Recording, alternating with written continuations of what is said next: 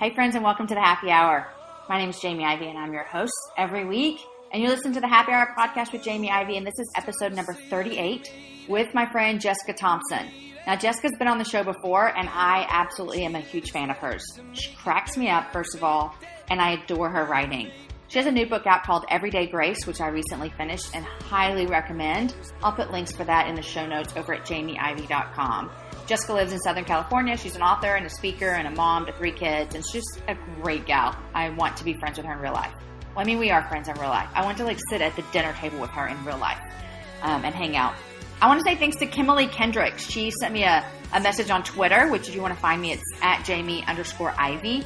And she said, recently discovered your podcast and have listened to several episodes. Really enjoying them. Know that people are blessed. Kimberly, thank you so much. And first of all, your name is so cool. Kimberly, I love it. Thanks for listening, guys. If you haven't subscribed, head on over to iTunes and subscribe. You can leave a rating and a review as well. It helps people find the show. We're giving away 2 copies of Everyday Grace, and I'm actually doing it on Instagram this time. So look for me on Instagram. It's at Jamie Ivey, JamieIvey. Guys, I hope you have a great week. Here is my friend Jessica.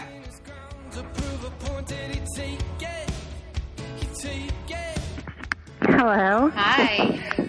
Hey. How are you? Good. I'm good. How are you? I'm good. I love that you couldn't find your phone because it makes me feel like normal. Oh my gosh.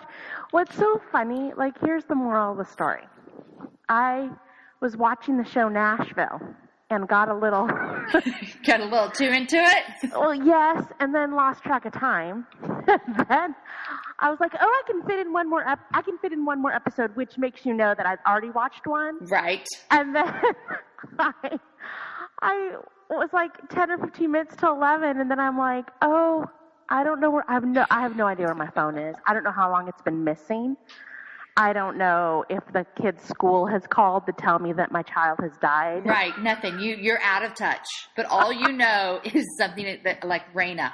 All I know is Raina and Deacon are at a pivotal point in their non-relationship. Okay, well, stop right there because I just started Nashville, so don't. Oh, sorry. No, I mean, I've had friends talk about it forever, and I've just never watched it, and I'm in season 1, episode 5. That's how new I am. Yeah, so you are new. So I hadn't watched it at all, and my best friend kept telling me, watch Nashville. And I was like, look, I'm a Christian. I don't have time for such nonsense. I mean, yes. Right? Right. Besides all that, I'm in the middle of The Good Wife, so I can't. I keep hearing about that, too. That might be next for me. It's so good. Yeah. So once I finished and got caught up with The Good Wife, then I was like, okay. Slumming it on over to Nashville. Yeah. Now, I mean, I just started, and literally, you can just tell me this. Okay. Well, maybe I don't want to know. Deacon and Raina, I'm so worried. I'm just like, I don't want them to I don't know, ruin her marriage, but I don't know if he already did, because, I'm only in season 1, episode 5, and this girl's showing up before his campaign, and I don't even know what's happening, see? Listen, I'm a good friend, and I'm not going to ruin it for you. Okay. But just press on towards the goal. Now, is this show still on, or is it over? Yeah, I think it is. I think so. So Okay. I'm in season 3. Okay. But I'm pretty sure it's still going. I'll probably be caught up with you by next week. Listen, don't overestimate the power of Nashville. That's all I'm gonna say. Oh my gosh. And the funny thing is, so last weekend I was actually in Nashville. Yeah. And I landed, and inside I'm like, oh, I want to see all the places. Uh-huh. But who picked me up, the person who picked me up, I was not sure their stance on Nashville. So I couldn't express my desires, because I needed this person to think I was holy. Of course. Right? Because then the person said to me, oh, do you watch Nashville? And I was like, am I allowed to watch Nashville? What do you think if I say yes? I mean, hypothetically speaking, if I said yes, would you take me to all the places? Okay, did you go see the places? I did. I got a picture in front of Bluebird Cafe. Okay. Do you know that? I don't know that yet. Okay, well, that's going to be a big place. Okay. So, and then driven by a couple of the houses, and I totally was out of control. It's kind of like, did you ever watch Friday Night Lights? Oh, of course. Okay, yes. They filmed a lot of that here in Austin. Yes. And so you can see some of the places. It's great. Right. And which is why I love Nashville, because the girl from Friday Night Lights, the mom, is Raina. Yes, Coach Taylor's wife. Yeah, Tammy Taylor. Yeah, which is huge. I mean, it's huge. Speaking of binge watching TV, I told a friend this the other day. Aaron was like, "Hey, have you heard of this show, Friday Night Lights?" And I was like, yeah. He said, "When did you watch it?" And I was like, I don't know, last summer or something. He's like, What do you do during the day? Do you just watch shows? And I was like, you know what? You can just mind your own business. I get stuff done. And every once in a while I'm folding your underwear, I might watch a show. And by watch a show, I mean watch 10. Right. All you need to know is that my stuff is done. Exactly. And the kids are ignored. Exactly. That's all you need to know. But everyone is eating, and we're fine. So it's usually when Aaron's out of town. So I'm like, what am I supposed to do? Yeah, exactly. Oh, I feel you. And I'm on a lot of airplanes. Do you watch them when you travel? No, I watch other shows. But I was trying to use that as an excuse, and I didn't want you to actually call me out on it. Oh, that's so funny. Yeah, sort of. But I do watch movies when I travel, a lot of movies. Okay. And I picked the most depressing movies this last time. What'd you watch? Foxcatcher. Did you see that? Oh, yeah, I did see that. Yeah, did you like it? Not really, no. It didn't nothing was redeemed. No, it was really sad. Uh-huh. And then I watched Whiplash. Did you see that? I was just on an international flight where, you get like 100 different movies, and everyone kept telling me to watch it. And I watched the first 10 minutes and I could not get into it. So I moved on. Yeah. But I heard it's really good. Yeah. That had a redeeming element to it at the end, but it was like both of those. I was just like, ugh. And a lot of times after I speak, I'm sort of already kind of in a low place. Mm-hmm, yeah. Do you experience that? Yes. I feel like my brain doesn't work and I feel drained. Yeah. Yeah, I get it. And sometimes it even kind of leads to we're going to get real serious real fast, like a darkness for me. I think did you write about that recently, or probably? Is that in your book, or why did I just feel like I just read that about you? It is in my book. Okay, it is in my book. Yes, because I was like, I feel like I had this conversation with you, but I read it. Yeah. Yeah. So I feel like a darkness. So I try not to watch sad movies. Yeah. And then bam, 2. Here they are. And it wasn't a good decision. Yeah. Let's just put it that way. Yeah. Why do you feel like that after you speak? Have you pinpointed it?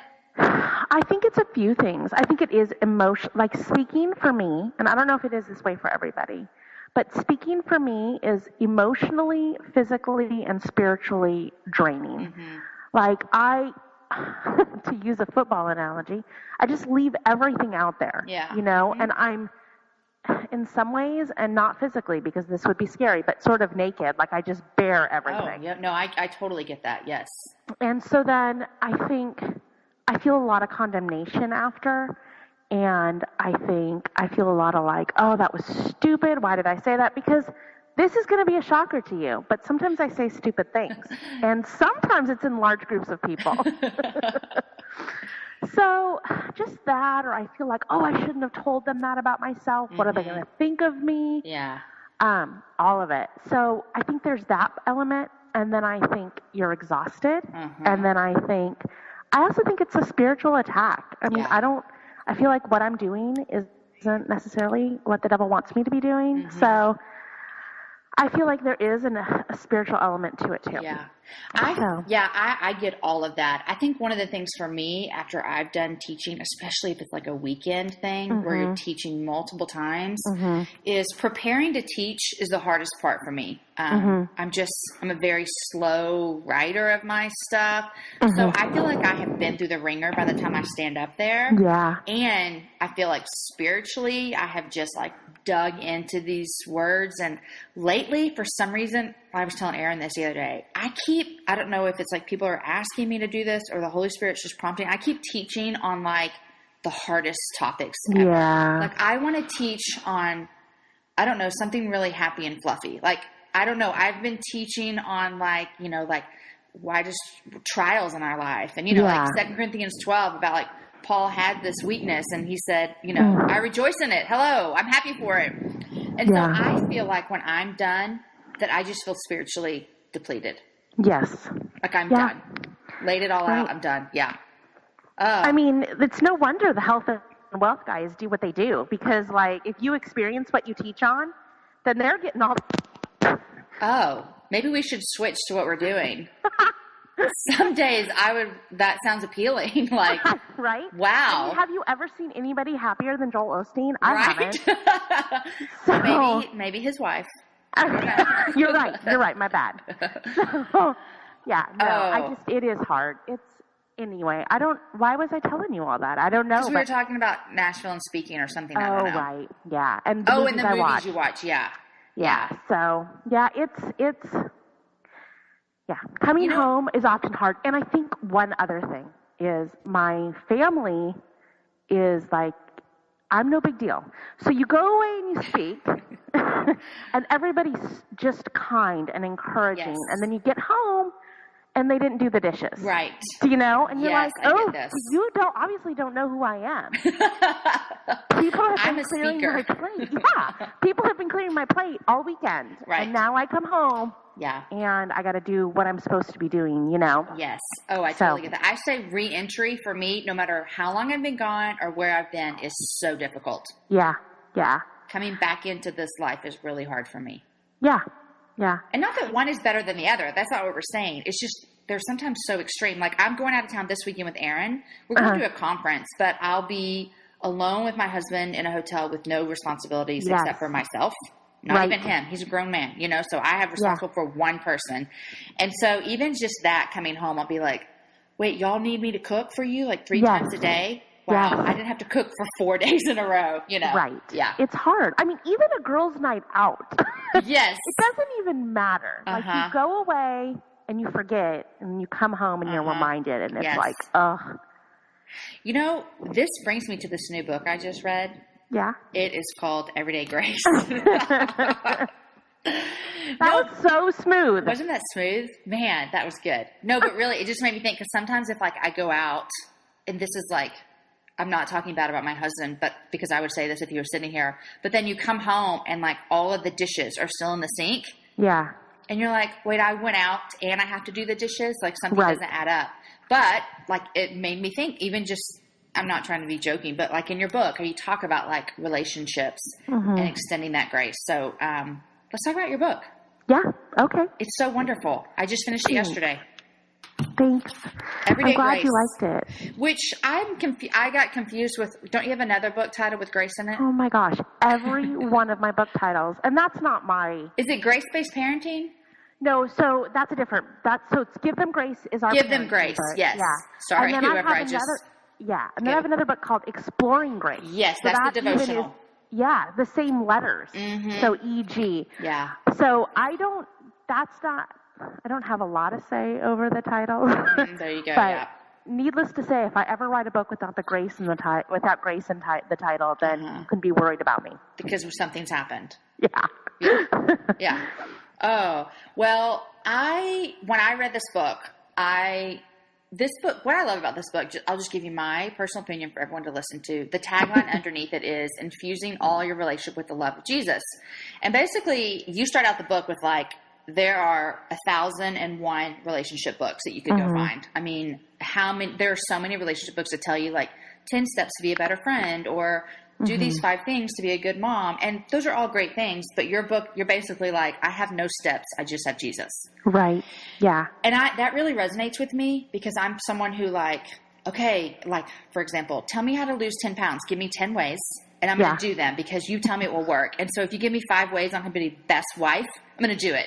Yeah. But you're just like, all of those things will fail and you just need Jesus. Right. So well, partially like, and I'm not a rule follower, so I would be the opposite. So I would have never thought that you were. So if someone gives me 10 steps, I can maybe think I can do them for like 3 days, and then I tap out. Yeah. But the thing is, even if I'm doing those steps, that doesn't guarantee that my spouse or my friend or my kids are doing their steps that everybody should be doing, right? Yeah. So then it just leaves me frustrated and self-righteous when I'm doing them. When I'm not doing them, it leaves me depressed because I can't do them. Right. I'm bad at it. Real bad. Bad. I know, me too. Really bad. Yeah, so all I have is Christ, right? We sing that, but truly all I have is Christ. Mm-hmm.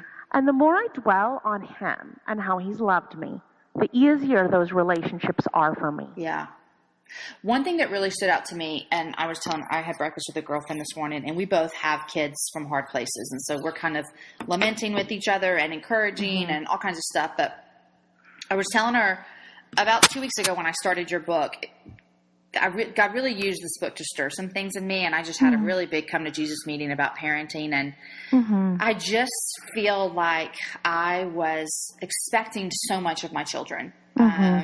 And in a sense where I do expect a lot of my kids. I want them to obey. I want them to be good citizens in this world. I want them to love each other. But I was expecting them to be without sin almost. Yeah. And so I was forgetting that they were 9 and 7 and 11. Yeah. And so some thoughts in your books really spurred me and God to move in my heart. Like, you know what? I want my kids to know that I love them because Christ has first loved me. Like, what I mean? Like, that's how he says people will know. And am I showing them that, or am I expecting them too much? So I loved in the book about the expectations.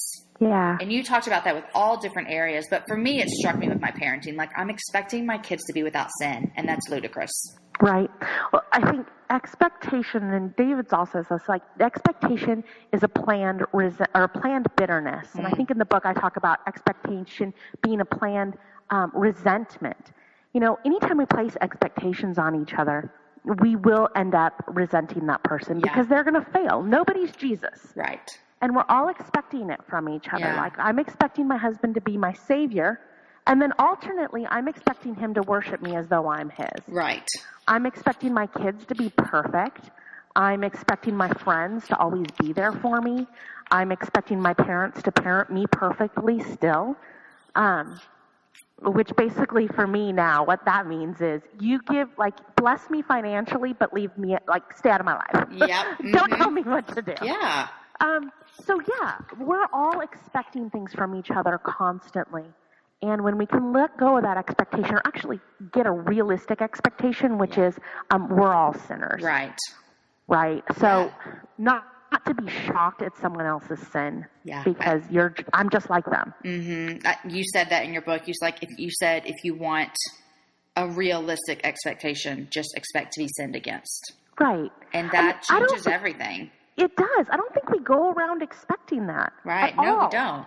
Which is why we get so hurt and shocked by people's sin against us. It's like, well, of course. You look at who Christ surrounded himself with. Yeah. Every single one of them.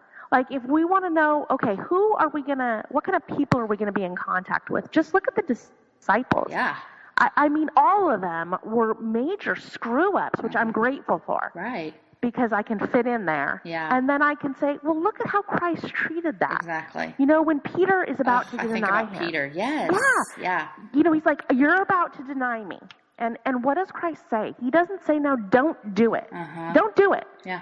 I mean, I'm sure he wasn't excited about that. It was probably very painful for him that he did it. But what he says is, when you've fallen, I'm praying for you that your faith won't fail. So even in that, his expectation is not that Peter's going to be sinless. His expectation is that his love will sustain Peter. Yeah.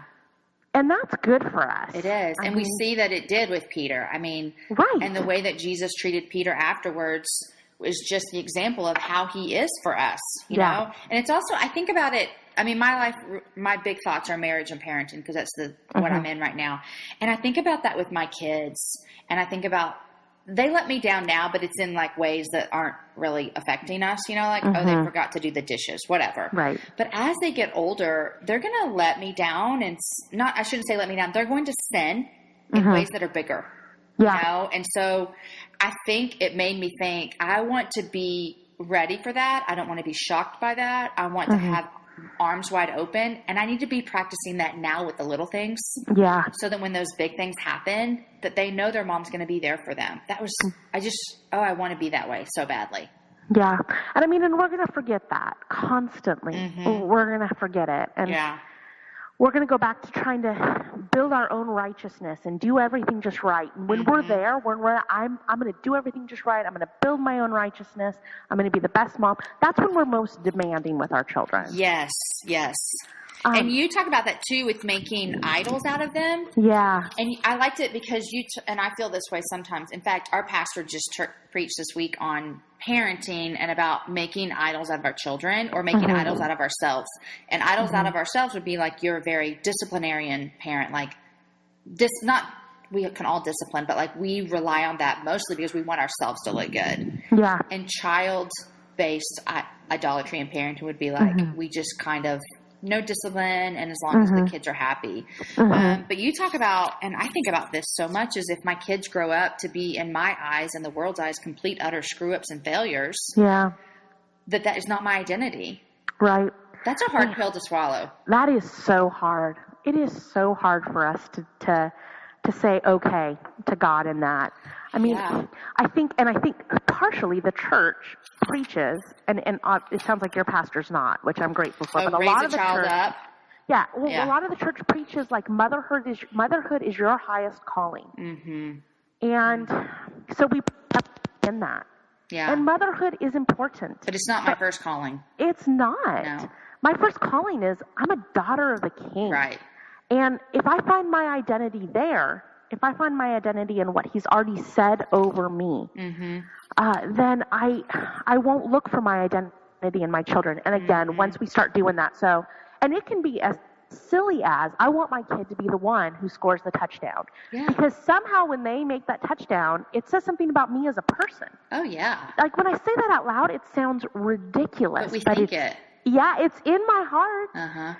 So it's as silly as that all the way to as big as, okay, if my son ends up in jail, what does that say about whatever? Yeah. What does that say about me? And when we can with open hands say, Lord, however you want to glorify your name in our family, do it, no matter what the cost. Right. And I think that we can all be like, yeah, that's bad. But like you said with the touchdown, we do it the same way. Like if my kids grow up and they're like serving the nations and people are coming to know Jesus because of them, and then I start to be like, dang, I was a good mom. Yeah. Then all of a sudden I am idolatrizing my child, and I'm taking all of the glory away from God. Like it's not about God anymore, it's about me. Yeah. And I don't, we're just speaking of the disciples, we're just like them. We're just glory thieves. Yeah. We just want to be known. It's like, make my name great, oh Lord. Yeah. Yeah. And because we're all the time looking for ways to hide our nakedness, to hide our shame, to hide who we really are. And if I can use my kids to do that, if I can use my kids to hide who I really am, which is a broken human being, I will use them, which is so ugly to say, but so true. But when I can find my identity, when by the Holy Spirit's work, I remember the gospel, when that's more of my story, like that's redeeming love is my theme. When I get there, then I'm free to love my kids and their screw-ups. I'm free to love my husband when he's inattentive to me or has a lot going on at work. Right.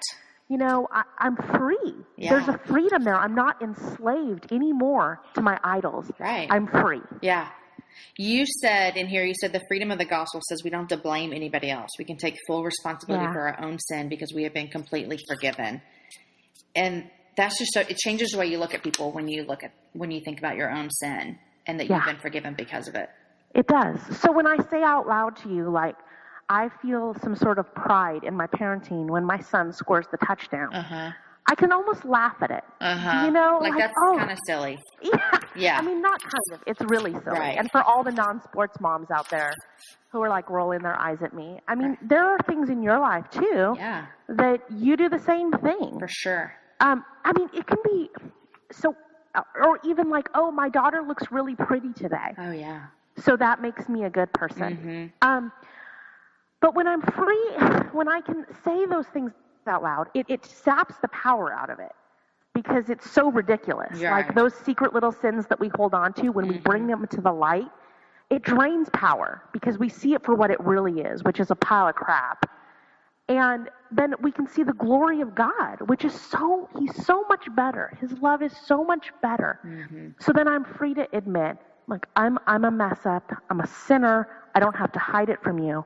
And when I can be free and open and honest and transparent about my sin with you, well, you're going to feel like you can do that with me too. Yeah. And we don't have to go around hiding, putting on masks, acting like we're not really as bad as we are. Right. You know, and I'm not saying go to every single person and be completely honest about your sin all the time. That's not what I'm saying. No, but you have your people that you can do that. Yeah. Yes. Yeah. Yeah. Like everybody needs to have 2 or 3 people that they are just flat out ugly with. Yeah. Yeah. It's important. It is. And I think it's important too, because not only do you get to experience grace from them and them telling you the grace that God has for you, but you get to reciprocate that and you get to show them grace and point them to the gospel about God's grace.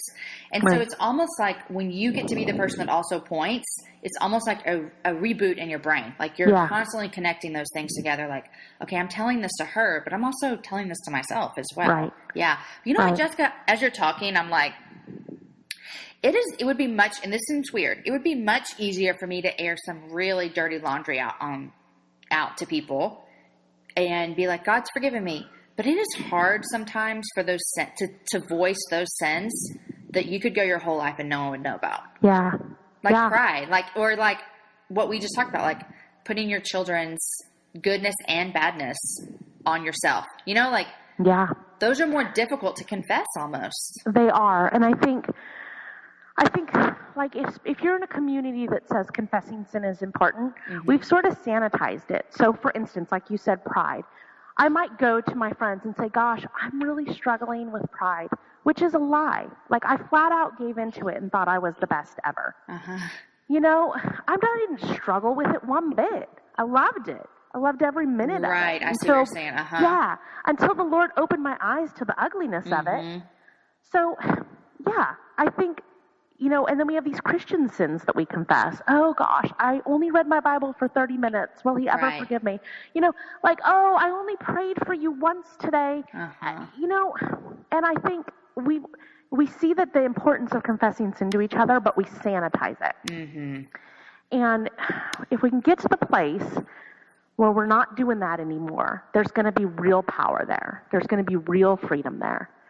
And you know, as I'm saying that, there are probably people who don't have their girls in their life. Oh, for sure.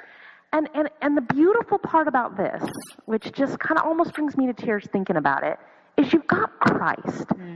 Like you have Christ who calls you his friend and who sympathizes with you and loves you right there. So for those people that don't have the 2 or 3, and there are probably a lot of people who don't have that, you've got him, and he's better, actually. Actually, for sure, yeah. And you talk a lot about that in there, and it was a good reminder for me, just what you just said, of like, about him, that he is our comfort, and that he knows what we're going through, and that he intercedes the Father on our behalf. And that is like, I don't think my brain even completely can understand what that means, is that literally Jesus is interceding for me to God the Father. Like, honestly, I don't get that. But I believe it because I believe God's word. And so what an honor that we have someone like that, you know? Right. I mean, for us right now. I just can't even. It's an amazing thought. And, you know, I don't think that's not a thought I think about a lot. No. But I bet if I did, and I try to remember that, things change for me when I do. I don't feel panicky. Anxious, angry. It's like, oh, gosh, he's got this. And he's praying for me that I would understand how much he loves me and that my faith won't fail, just like he prayed for Peter. Right? He's praying that for us right now. And it's like a constant cycle. Because my first thought when I think of that is like, I don't know that I deserve that from him. Yeah. Like I have failed him so much today in the past hour, but then it's this other cycle of like that he chose me and that he loved me before I even loved him. And so I have to trust and rest in that love, you know? Yeah. And it's hard. It is hard, and we're going to fail at it. But then we go back. Like, it's that cycle. Okay, it's hard. I fail at it. So, again, I feel like I don't deserve it. And then it's like, oh, grace upon grace upon grace. Grace upon grace. Yeah, like, you know, he's actually forgiven me of that, too. Yeah, exactly. And that's like, okay. But if I think it, okay, I just thought it again. Forgiven. Got it. Right? Yeah. I mean, it's just, you know, he's too good. Yeah. He's too good to us. And, you know, if we're not going to get it. We'll never arrive. I mean, except when we're in heaven and we can love him unhindered. Which is crazy. Without any thought of how I failed. Can you imagine what the relationship with God is going to be like without any thoughts of myself or yourself? No, I cannot. Yeah, because so I much usually of it. think about when I think of him and everything he's done for me and all the glory and majestic and everything about him, a lot of times my next thought is, gosh, I didn't live up to what he needed today. Right. You know? Right. And then I have to like speak the gospel to myself, but we won't have that anymore. Right. That'll be nice. Crazy. And to be able to love each other that way too. Yeah. Like, heaven isn't just going to be, I mean, we'll be able to experience relationship in its perfect form. Right. So even with each other, or whatever that means, and I don't pretend to know, but I know that that's what we're going to experience relationship. We'll all be there together, worshiping and loving him and loving each other without any thought of ourselves. I know. I always tell Aaron that I hope he puts us in the same house together, but Aaron tells me it might not work that way. So I don't know what's going to happen. I don't know either. But some people are like, oh, dear Lord, I hope I'm not in the same house with my husband.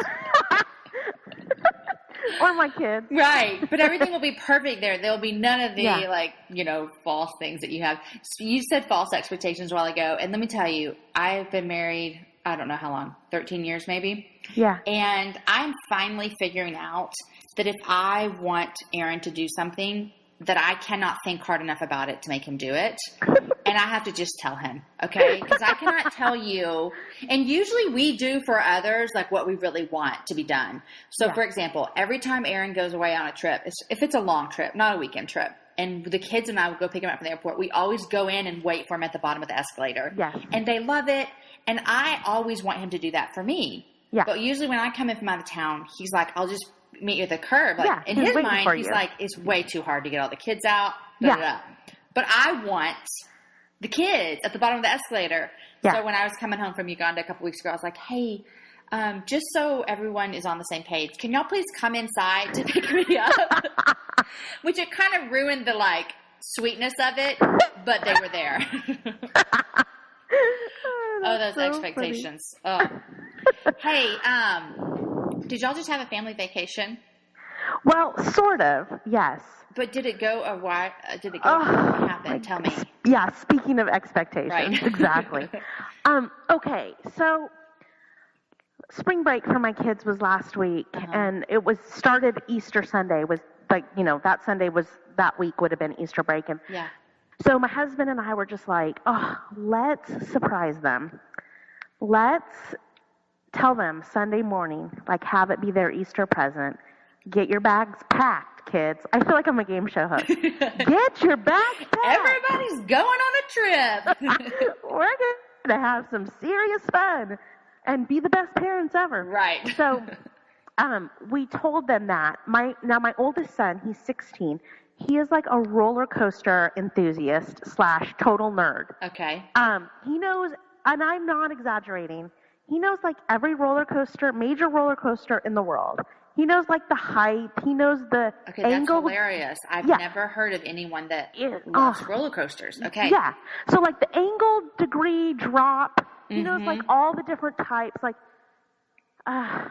Every name for every roller coaster. They have different types. Whatever. Okay. Anyway, because when he talks about it, my brain sort of shuts off. So I wish I could. Oh, like a Zack spin. A Zack spin is a type of a roller coaster. I don't know what it means. I just remembered the name. No idea. Yes. Okay, so we're going to go. We're like, okay, let's go. We're going to go on vacation, and we're going to go to this place that's in the middle of desert. It's probably 45 minutes outside of Las Vegas, and it's called Prim. Okay. Okay, at Prim is one of the best roller coasters in the United States. It's outside this hotel. It's actually on the state line of California and Nevada. And so it's got this huge roller coaster, wooden roller coaster that's outdoors, and then there's other stuff in the hotel. Okay. Now, Prim is like a little ghetto. Okay. So there's 3 hotels, and they're all like, here, this will give you a really good idea. They're like $30 a night. Okay, gotcha. Okay. Mm-hmm. So we tell them we go to Easter and have a big dinner with my family and my parents and my friends, and then we're like, get in the car, kids, we're driving to Prim. It's like a 4-hour drive for us. Uh-huh. Okay.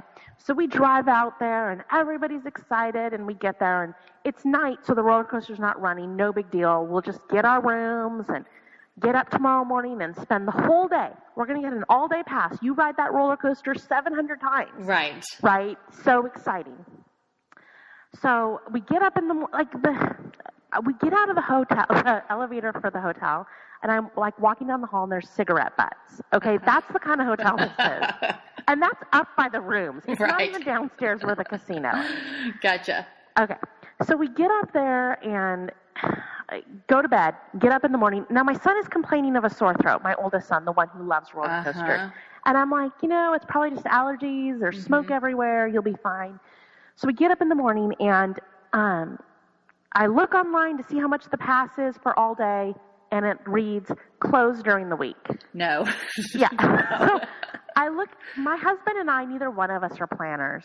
We're just... y'all just went, yeah. Oh, yeah. We are spur of the moment, and we pride ourselves in it. Which is fun until these moments. Yeah, exactly right.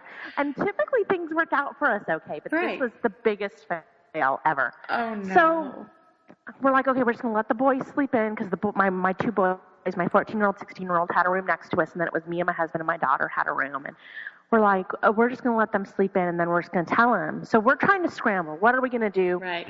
Now that this place is closed? Because we're not going to stay here. It's so gnarly.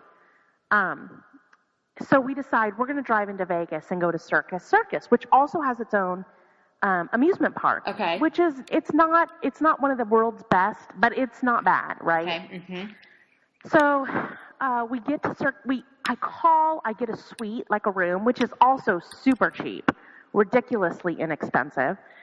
So we go, and I call, okay, we just want to make sure we can check in, because by this point, Wesley is woken up, and he's not doing well. Oh, no. His throat is killing him, and he has had strep in the past, and he was like, this feels worse than anything I've ever felt in my life.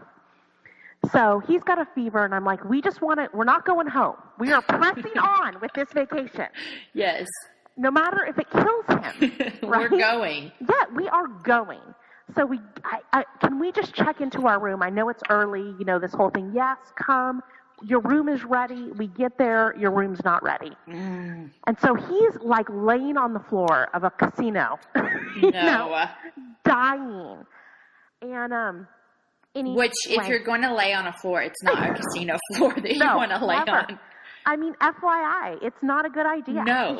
You're going to pick up another disease. He now has, another disease for sure. Yeah. So we get into the room, and he's like, I got to go to bed. So he sleeps that whole first day. We wake up in the morning, and I'm like, we've got to take him to a minute clinic. Like, there's got to be something right here, because he has to get on antibiotics.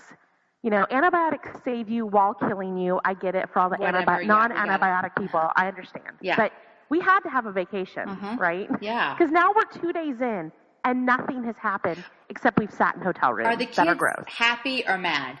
Well, so he's out of it. Okay, He's nothing. Yeah, he's passed out on the floor. Yeah. Right. My 14-year-old and my 11-year-old, we've given them cash. Okay. And told them to go to the video game room.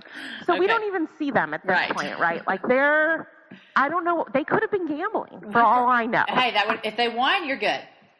Exactly. I have no idea. Yeah. And actually, all those games are basically like for kids to gamble. You get tickets. Right. And so then you end up getting stuffed animals that are, you spend $75 on a stuffed animal. For sure. Anyway, so I'm like, we got to find a minute clinic. Sure enough, on the strip, there is, one of those CVS minute clinics. Take him in there, and she is like, his throat is awful. I mean, it was the worst I've ever seen. She prescribes antibiotics, and, I'm like asking this woman, what do you see here at the minute clinic on the strip? I was thinking the same thing, so I'm glad you asked. Oh, of course I did. And she was just like, it is really disgusting. Oh. I mean, you can't even imagine. She's like, I have literally seen everything. No. Probably they're drunk when they come in, too. Yeah. No idea what they're doing. Yeah. So we get back, he gets on antibiotics, and we ended up having like a day and a half, 2 days, I think, a day and a half of like good vacation. Okay. In Vegas.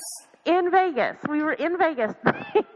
We were in Vegas at Circus, where they have like an enclosed whole amusement park, and the kids spent the entire day in there.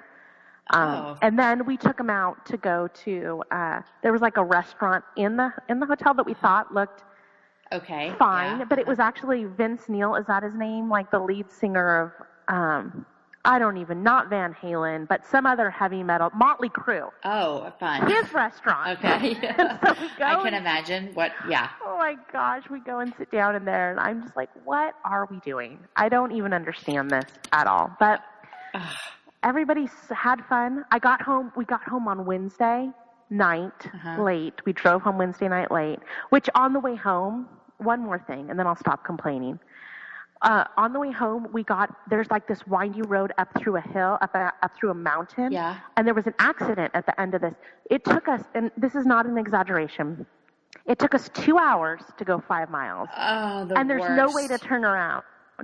So that was basically our trip. And then I got home, and then I had to be at the airport at 5 o'clock in the morning on Thursday to go to Nashville. Yeah. Oh my gosh. So, yeah, all that to say, it was probably the best. We nailed it. We nailed spring break hard. But no one else got strep throat. I mean, no, which that's is a kind of win. crazy. Yeah. I hadn't even thought about that till you said that. Yeah. Yeah, no, that's good news. I've never been. Yeah, see, finding the good. I've never been to Vegas. Oh, well. I have some people that are like, it's great, the food's awesome, everything's cheap, and then other people are like, it's disgusting, don't go. Well, it's both. Okay. I mean, it's the already and the not yet. It is both of those things. Everything is super inexpensive, and you can do really fun things. Like they have good, fun shows that aren't bad. Mm-hmm. Like if you want to go watch like 80s music, they have like the best people. Yeah. Anyway, so yes, everything's cheap and it's fun, but then there's also some gnarly stuff. Sure. Well, the Sister Wives all live there. I didn't know that. You're into that show. Oh my gosh. I love that show. And I don't know why, but I have seen every single episode, plus all of the behind the scenes and everything. And they lived outside of Vegas. I know, which seems so ironic to me. I didn't know that. But I don't watch the show. So I don't know why I enjoy that kind of that show. I think I'm very intrigued by it. Well, I feel like you need to go to counseling over it. I might need to. Like, one time I asked Aaron, like, because, it's one man and 3 wives, or 4, whatever you want to call it, whatever, anyhow. Because one of them's not married to him, right? Well, I think surely only one of them is legally married to him, right? I should know this. I need to join the fan club, but whatever. So there's 4 women and 1 husband, and I'm telling Aaron about this one time. And I just asked him, would you like that? And he said it's actually the worst thing he could ever think of. He's like, I can't even keep 1 woman happy. Why would I want 4? And I was like, okay, there you go. A good thing he said that and not like, well, yeah, would you consider? Yeah, right. I always joke with my closest girlfriends. I'm like, I would have you guys as sister wives any day, but you got to bring your own husband. Like, we're not sharing, but I like the idea of the women hanging out and helping each other and raising kids and having fun. But we each need our own husband, which I guess is called community and not sister wives. I I'm not sure, Jamie, but I think that might be called the church. It is, exactly. I'm getting a little bit confused here. Maybe that's why I love Sister Wives so much. I just love that concept of people helping each other and living life together. Hello. I want you to use that in one of your next books, okay, Jessica? You can relate the church to Sister Wives. We have gone downhill. Actually, I feel like that's a goal now. Thank you. So I'm going to go ahead and write a blog on it. Yes.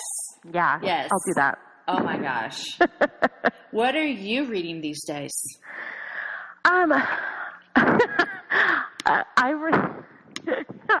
Okay, I'm going to tell you, and then if you need to edit it, you can. Oh, there's no editing here, girl. Okay, I just read this memoir that this guy wrote, and it's called Homeschool Sex Addict. Oh, I love it. Listen. Before, I'm so honest. I probably should have just said, "Oh, I'm reading a commentary on relations." Okay, listen. The guy grew up in like a really legalistic homeschool setting. Okay. And so I want to hear what he has to say. Well, yeah, it's he's self-published and it's really short and there's no it's just stories of his life. And he's really funny. So it's not like risque like it sounds. No, not at all. But that's what makes it funny because his idea when he was in homeschooled, his idea of a sex addict is like someone who thinks about holding a girl's hand, right? Yeah. Mm-hmm. So it's just funny stories of him. Yeah. And there's no end. I was surprised the book was over. It's short. Yeah. Okay. I actually read that last night and today. I finished it. It's that short. Okay. I'm going to have to look it up because that sounds hilarious. There's some really funny parts. And then he's the cover of the book is actual picture of him when he was home. When he was homeschooled? Holding his clarinet. And it's just funny. I was homeschooled. Okay. So for everybody that homeschools, I was actually, and I homeschooled my kids for a period of time. Yeah. It's like poking fun at your own culture. Right. And so it was hilarious to me. It may not be for everybody. And I felt a little weird about my kids getting my computer and then my Kindle app flashing up, homeschool sex addict. That felt a tiny bit weird. That would have been funny though. That would have made a really even better story. Oh, yeah. So I'm reading that and I also started, and then that's my not serious. And then I also started a book called Suburbianity. Okay. So like Christianity and suburbs combined. Suburbianity. And it's by a guy named Brian Yawn. Okay. Which is funny because if you're an author or a pastor, you don't want your last name to be Yawn. No. No, never. Byron Yawn. And it is really good. I've just started it, but it's sort of destroying all the myths like Chick-fil-A is Christian food, stuff like that. Well, just so you know, I used to be a vegetarian, but I was a vegetarian, but I ate Chick-fil-A because it was Christian chicken. Oh, God. So that was always, oh yeah. I'm like, this is Christian chicken. No. Oh dear. So it's good. You like it? I do. So it's, talking about, the United States is not a Christian nation. It's just going through Jessica, all of our things. What? I know. I'm sorry. I just blew people away. You did. I'm sorry. Wow.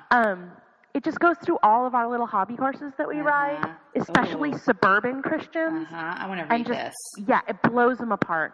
It's like the things people believe and follow that aren't really in the Bible. Right. Yeah. Right. So a lot of it, what I've read so far is good, and I've heard really good things about it. So I just started that. That's what I'm reading. What about you? I'm not being silly because I'm talking to you. I did just finish your book. Loved it. And I just started a book by a friend of mine named Jillian Lauren. It's called Everything You Ever Wanted.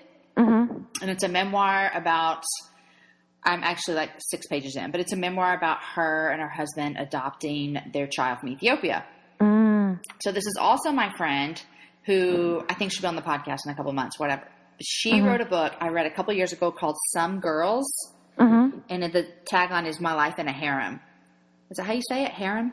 Yeah. Yeah. I think. Yeah. And so it's a memoir. I loved the book so much because I could not believe that this actually happened. So I always recommend it. But I'm reading her book, Everything You Ever Wanted, that comes out in a couple weeks. And I'm loving it because it's going to be about her adoption of her son. And I walk that world. So there you go. Yeah. So like the struggles and everything she's gone through with adopting. I'm thinking so, because it's a memoir about it. So Yeah. So yeah, I really feel like there's a lack of. I know I told you this last time we talked, but my best friend has adopted kids. Mm-hmm. They're an adoptive family, and I think there's a real lack of honest discussion on it. Oh, for sure. Yeah. I mean, from what I've seen, I don't think there's a lot in the Christian community. There's a lot of it's really good, and it is. I'm not saying it's not, but I think there's also like, hey guys, let's take a realistic look. There is, and I was looking for a book on my bookshelf that someone, I can't find it, so I'll probably leave this out, but someone just gave me a book where they wrote about adoption. I need it. It's not out yet to read, and it's about like real stuff. So yeah. I hope you're right. And you know what? My girlfriend and I just talked about that this morning, and you may even deal with this just in speaking and writing and having kids. But for me, I'm like, I've hit a point now where I can't really talk about my kids' struggles. Yeah. Because they're real people, and the internet will live on forever, and it's not my story to tell. Right. And so that's hard, because I want to be a real voice about adoption. But how far can you do that without hurting your own children? You know? Right. And it's maybe kind of like that with parenting sometimes, though. Even like for people like us that are speakers and writers, how much can you say without throwing your kids under the bus, you know? Yeah. And I mean, any story that I share about my kids it's been stuff that I've asked them about before like, even as I'm considering it, I'm just like, here's what but that's something that they can't, like, I don't feel like with young kids, they can really decide that yet. No. You know, so with my kids, they're 16, 14, and 11. They have a better grasp on what that means for me to talk about them. Yeah. And, they come with me to stuff sometimes and see how many people are there. And so, but I feel like, and I've talked to them. A lot of times when I'm sharing their stories, like I'm owning my own mess. Oh, that's what I was about to say. I was even thinking that lately, the more I talk about my kids, it's like really actually showing how bad of a parent I am sometimes and how much I need Jesus. So for sure. Yeah. Which is good, because it is good. It is. Yeah, it is. We're owning our mess. We are. I mean, go ahead. I would just say the coolest thing, like as you said that, I thought, but Christ owned our mess. Oh yeah. That's where there's courage. That's where there's hope, and it's good for us to own our mess. Yeah. I want to be honest about it, but he actually owned it. Right. Like he paid for it, so it's really his now. Yeah. And you know what? I want to teach my kids that. So as I'm holding them to a high standard and not giving them grace for where they've messed up, I'm actually not teaching them that Christ took it from them. I'm teaching them that they actually owe me more because they didn't meet up. That's good. And they really don't. Yeah, I mean, it's not good. That's true. No, I don't do that. No, as my girlfriend and I were talking this morning, I told her again about all this stuff that God's been teaching me. A lot of it brought on by just this book about grace. And I told her that I had one of my kids the other day, and they were snuggled up in my lap, and I was not disciplined. I wasn't yelling. I thought I was doing like something really, really like gracious in parenting. I was talking to them about how they really let me down that day, and they really disobeyed, and blah, blah, blah, blah. And they looked, and I thought, great parenting move right here. No one's yelling. Everyone's talking. And they looked at me and they said, all you've talked about is everything I did bad. Why do you even want me? And granted, I need to talk to my kids about when they mess, because we're parenting them. We're bringing them up. But it just hit me in the heart. And I was like, man, that is so true. For the past 5 minutes, all I've done is talk to you about what you did wrong today, and I did not apply the gospel to it. I did not talk about Jesus taking that on. I did not talk about how I fail. And so I was just like, I had to in that moment be like, you're right, and apologize, and there I was thinking, I'm doing something really good. No one's yelling, but I was really just really gently speaking to them, to their heart, and telling them they're not enough. Right. Gosh. Yeah.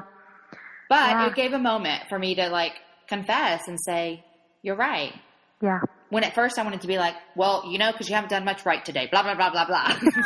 Right. But parenting's hard, Jessica. It is hard. It is hard. It's so hard. It is so hard. I always think when my last child gets to 18, that'll be I don't know. I feel like then I'm going to be breathe a sigh of like relief. Yeah. But that's not really true because we still parent until we die. So we do. Yep. I always think that too. Like, oh, once they get to this stage, or once it's this stage, or and it's like, oh no, because I don't want to really rely on God. Yes, if we can just get them to hear, then I have done my job well. Yeah, exactly. Yeah. Bottom line is this: we need Jesus. Yes, amen, sister. We need Jesus. We do. Oh my gosh. Well, that's brilliant. Jessica, it is so fun to talk to you.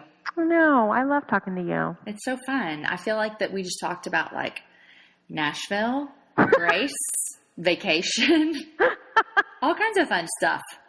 Everything. Okay, so your book, Everyday Grace. Yeah. When does it come out? Well, this is a little confusing. The official release date is not till April 21st. Okay. But it is out. Like, it is on Amazon. It is out now. So, which means you can buy it and get it in your mailbox? Yes, you can get it now. That doesn't make sense to me. I don't understand, but it actually started selling a month before the release date. Wow. I had friends, people getting it, and I got through. I'm like, wait, what? I didn't even. What? Is it done? Is the cover on it? Yeah, so it's available. It's in stores. It's in stores or on your favorite website now. That sounded so good. Are you working on anything else? No. Okay. So I'm in a really busy travel season right now. And then after that, I don't know. When can we get you to come to Austin? Yeah, you invite me. I know. I talk to my the guy that runs the kids at our church all the time. Like, I know him, right? What's his name? John Murkison. Yes. He's probably reached out to you because literally I'm all the time like, we need to get Jessica in and I'll host her, Yeah. Which really means we'll just eat Mexican food all day and talk about Jesus. That sounds like over a margarita. Yeah, over a little taste of heaven there. I know. Can you imagine the margaritas in heaven? Oh my gosh. I mean, top shelf. Top shelf. I don't have to order the happy hour margarita anymore because I'm cheap. Exactly. Because everything is the best. That's right. It's just so crazy, I love that we just went to talking about margaritas in heaven. That brings me great joy. Oh, okay. So I'm going to put your link to your book in my show notes. Okay. Everyone can find it there. If you're listening and you're just dying to ask Jessica a question right now, you can send her a tweet at @thejesslou. Yeah. What is that from? What? It's my name is Jessica Louise. Oh. So my grandma's middle name was Louise, and my daughter's middle name is Louise. Okay. So got it. It's very much. Does anyone call you Jess Louise or Jess? No, she would. She passed away a couple years ago, but she would throw that out every once in a while. Yeah. So Jessica Thompson, this is going to shock you, is a very common name. Surprise. So I had to come up with something. I'm not. And now everybody, it's everybody gives me a hard time, but it literally was the only thing that I could find, I know. Incorporated my name. Yes. Which, by the way, I went to tweet you when we were talking, like when I was like, please call me because I can't find my phone. And I went to tweet you and I tweeted a different. That's hilarious. I tweeted a Jamie, but it was a guy. And I'm like, please follow me with a smiley face. That's hilarious. Now, was it just Jamie Ivey? I don't know what I did wrong, but I want that tweet. Oh my gosh! You want that? I think I just said a bad word. You might have. Yeah. I want that Twitter name, but some guy has it, and he's tweeted 6 times and has 4 followers. Why so can't annoying. Yes. Yeah, that's not right. Because mine is Jamie_Ivey, which is dumb too. Right. Well, it's not as dumb as the Jess Lou, but whatever. The Jess Lou, whatever. I tweeted the guy and asked him to follow me. I'm curious to get off the phone and see if he actually did. Well, if he does, tell him that you have a friend that wants his name and he needs to give it up. Oh, that's so funny. You probably look like such a spam. Will you follow me? I want to DM you. Hey, but you know what? If it's that guy, I sent him the same message last week because I want to ask him about it. So he's like, who are these women wanting to direct message me? Oh, that's funny. Hilarious. Okay. All right. Well, thank you so much. Thanks, Jamie. Have a good rest of your week. Guys, I told you Jessica was awesome. She's just so much fun. Like, you just want to sit around and have Mexican food and laugh with her. I love her so much. I'm glad you liked it. I'm giving away 2 copies of her book, Everyday Grace, over on Instagram. So go find me at Jamie Ivey. Super easy to enter, and I'll pick a winner in a couple days. I want to say thank you to 2 people who left comments over on my Instagram account. One lady said, love the happy hour, and I love even more getting friends into listening to it. Then we have our own happy hour on Voxer talking about the podcast. So thankful you keep doing this podcast. How fun is that? That they're listening to the podcast and then chat about it on Voxer. You girls know who you are. That's so fun. Another comment, One Plum Teresa. Listening to this right now while I clean the house a bit and do laundry. I use the hour as a timer for going full force the whole time and then feel accomplished and inspired at the end. It's a win-win. Love what you're doing and thank you for staying dedicated to it. Thanks so much for listening. A lot of people say that they listen while they do housework or clean. A lot of people say they listen when they work out. It's just so fun. And so thank you for joining us. It means the world that you listen. I love bringing you these amazing women on the show that I think are doing great things, and I get to introduce you to them as well. And so that is one of my favorite things that I get to do, is introduce you to amazing women. Coming up soon with new guests, I have Shauna Iniquitz coming on the show, Melanie Dale, Tasha Morrison, Winter Pitts, Megan Boudreau. I got a great list of people coming. So keep listening. Tell your friends. If you haven't subscribed, head over to iTunes and do that. Guys, have a great weekend and happy May. It's May now. Have a great weekend, and I will see you next week on the Happy Hour with Jamie Ivey.